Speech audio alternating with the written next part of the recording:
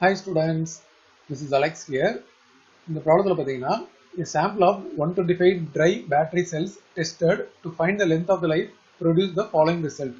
இதில் மீன் வந்து 12 and standard deviation வந்து 3 hours அப்படின்னு கொடுத்துருக்காங்க. இப்போ இது வந்து normally distributed.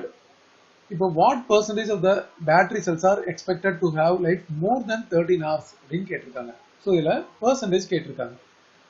ஸோ subdivision 1 போகிறதுக்கு முன்னாடி நம்ம mu எழுதணும். mu வந்து 12 and standard deviation வந்து 3. ஃபர்ஸ்ட் சப்டிவிஷன்ல பாத்தீங்கன்னா p of x greater than 3 கேட்டிருக்காங்க. அதாவது more than 13. So p of x greater than 13. இதை கண்டுபிடிக்கணும். இப்போ at x equal to 13 z என்னன்னு கால்குலேட் பண்ணணும். z ஓட formula x minus mu by sigma. x பார்த்தீங்கன்னா 13, mu வந்து 12 and sigma வந்து 3. டோட்டலா 1/3. இதை நம்ம டிவைட் பண்ணா 0.3333 அப்படின்னு வரும். நம்ம 2 டெசிமலோட ரவுண்ட் ஆஃப் பண்ணிட்டோம். இப்போ p of z greater than 0.33 என்னன்றதை நம்ம கண்டுபிடிக்கணும். அண்ட் இதை வந்து நம்ம நார்மலி டிஸ்ட்ரிபியூட்டர்னு சொல்லியிருக்காங்க இல்லையா. ஸோ நார்மல் டிஸ்ட்ரிபியூஷன் கிராஃப் வரையணும். ஒரு ஹரிசாண்டல் லைன் போட்டுட்டு ஒரு பெல் ஷேப்டு கர்வ் இது மாதிரி போடணும். அண்ட் மிடில் லைனில் வந்து z is equal to 0. So இந்த இடத்துல z equal to 0 அப்படின்னு வரும். அண்ட் z வந்து greater than 0.33 அப்படின்னா 0வோட அதிகமாக, ஸோ ரைட் சைடு வரும். இந்த இடத்துல z-ஓட வேல்யூ மார்க் பண்ணணும். அவங்க கேட்டிருக்கிறது கிரேட்டர், அதனால நம்ம இந்த பக்கம் ஷேட் பண்ணணும். ஸோ இந்த கிராஃபோட டோட்டல் வேல்யூ வந்து 1. அதில் 1/2 வந்து 0.5 அண்ட் அதர் ஹாஃபும் 0.5. ஸோ நம்ம டேபிள் பார்த்துட்டு இங்கேருந்து இது வரைக்கும் என்ன இருக்கோ அதை 0.5 சப்ட்ராக்ட் பண்ணால் மீதி வரும். ஸோ இப்போ இந்த வேல்யூவை நம்ம கண்டுபிடிக்கிறது which is equal to 0.5 minus p of 0 less than z less than 0.33. இப்போ 0.5 போட்டுட்டு இந்த டேபிள் பார்க்கணும். இந்த இடத்துல பார்த்தீங்கன்னா 0.33. ஸோ இந்த வேல்யூ வரும் 0.1293 மைனஸ் 0.1293. சப்ட்ராக்ஷன் பண்ணணும். 0.3707. இப்போ நம்ம ப்ராபபிலிட்டி கண்டுபிடிச்சிருக்கோம். இவங்க வந்து 125 number of dry battery cells வச்சிருக்காங்க. அப்போ நம்ம லென்த் ஆஃப் த லைஃப் அப்படின்னு பார்க்கும்போது 125 into 0.3707 அப்படின்னு மல்டிப்ளை பண்ணணும்.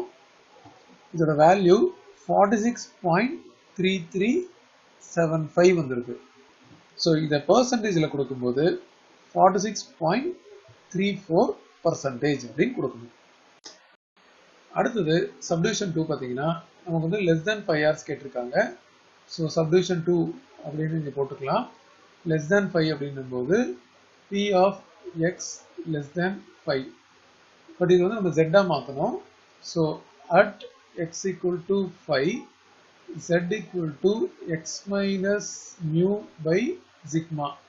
ஸோ இது வந்து 5 மைனஸ் mu இங்கே எழுதணும் இல்லையா, 12 and sigma வந்து 3.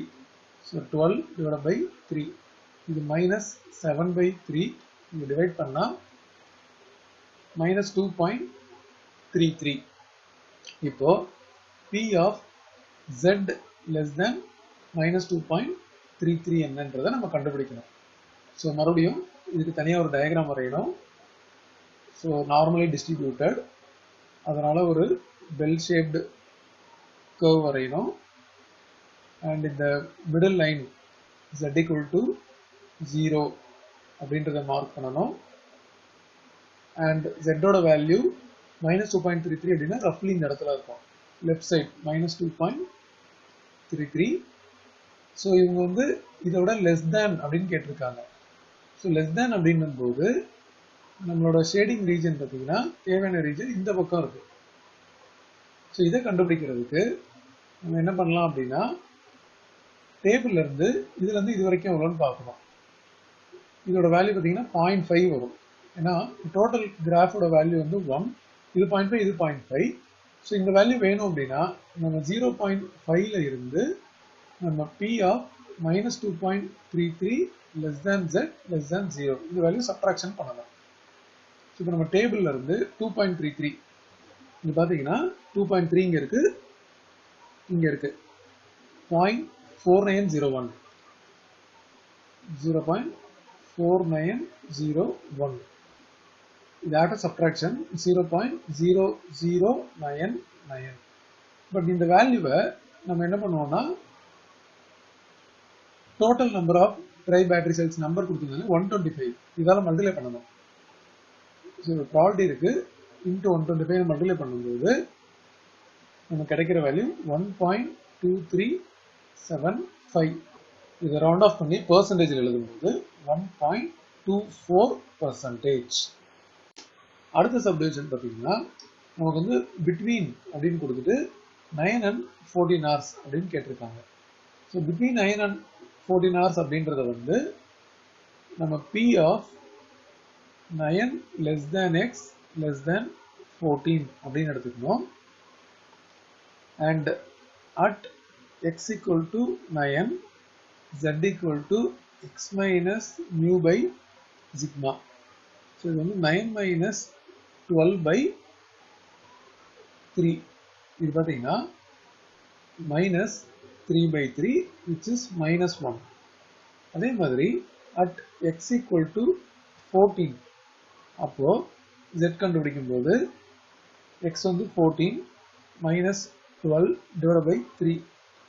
So 2 by 3 0.666 அப்படின்னு வரும். நம்ம 6 ரவுண்ட் ஆஃப் பண்ணி எடுத்துக்கலாம். ஸோ இது வந்து probability of -1 less than z மாத்திட்டோம். இது நார்மலி டிஸ்ட்ரிபியூட்டட். ஸோ ஒரு நார்மல் டிஸ்ட்ரிபியூஷன் கிராஃப் வரையணும். ஸோ இந்த நார்மல் டிஸ்ட்ரிபியூஷன் கிராஃப்ல பார்த்தீங்கன்னா இந்த மிடில் வேல்யூ z-ஓட வேல்யூ 0 அதை இந்த இடத்துல எழுதணும். அது போக நமக்கு 2 z வேல்யூ இருக்கு. ஒன்று வந்து -1 ஸோ இந்த இடத்துல இருக்கும், இன்னொன்று ப்ளஸ் வேல்யூ அது இந்த இடத்துல இருக்கும். z is equal to 0.67. So அவங்க இன்பிட்வீன் கேட்டிருக்காங்க. ஸோ இன்பிட்வீன் அப்படின்றனால இந்த ரெண்டுத்துக்கும் நடுவில் இப்படி வரும். ஸோ இதை நம்ம 2 பார்ட்டாக எடுத்து ஆட் பண்ணுவோம். 2 பார்ட்டாக எடுக்கும்போது டேபிள்ல இருந்து ஃபர்ஸ்ட் பார்ட்டுக்கு இங்கிருந்து இது வரைக்கும் வர்ற வேல்யூ, அடுத்தது இங்கிருந்து இது வரைக்கும் வர்ற வேல்யூ ரெண்டுத்தையும் எடுத்து நம்ம ஆட் பண்ணணும். இப்போ பார்த்தீங்கன்னா இதை நம்ம ரெண்டா பிரிக்கணும். P of -1 less than z less than 0 plus P of 0 less than z less than 0.67. இப்போ ஃபர்ஸ்ட் பார்ட் வந்து இந்த டேபிள்ல 1ஓட வேல்யூ 0.3413 0.3413 பிளஸ் அடுத்தது 0.67. இது பார்த்தீங்கன்னா 0.6 இங்க இருக்கு. இதுல 1 2 3 4 5 6 7 8 8 காலம்ல வரும். ஏன்னா இங்க தான் 0.07 இருக்கு. ஏன்னா ஃபர்ஸ்ட் வந்து 0.00 இருக்கு. ஸோ 0.6 இது 7 0.2486 0.2486. இதோட டோட்டல் வேல்யூ 0.5899. இப்போ இந்த வேல்யூவை நம்ம வந்து 125ஆல மல்டிப்ளை பண்ணணும். ஏன்னா டோட்டல் நம்பர் ஆஃப் பேட்டரிஸ் கொடுத்துருக்காங்க.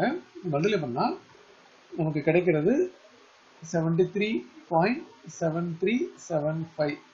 பெர்சன்டேஜ்லாம் மாற்றும்போது 73.74%.